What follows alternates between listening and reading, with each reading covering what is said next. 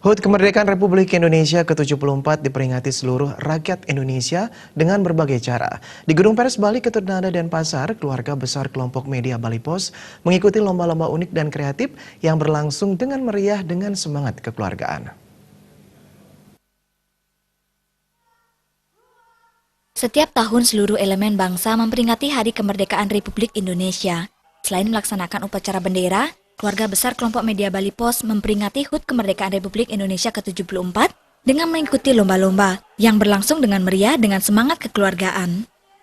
Lomba-lomba unik dan kreatif ini diawali dengan lomba ngulat lipat, yang kemudian dilanjutkan dengan lomba jalan mata ditutup, lomba makan kerupuk, lomba memasukkan paku ke dalam botol, lomba minum soft drink, lomba nyun keben, lomba lari karung, serta tarik tambang. Semua lomba diikuti dengan antusias dan penuh kegembiraan oleh semua peserta lomba. Setiap kategori lomba ditentukan 3 pemenang yang langsung mendapat hadiah-hadiah menarik dari panitia lomba.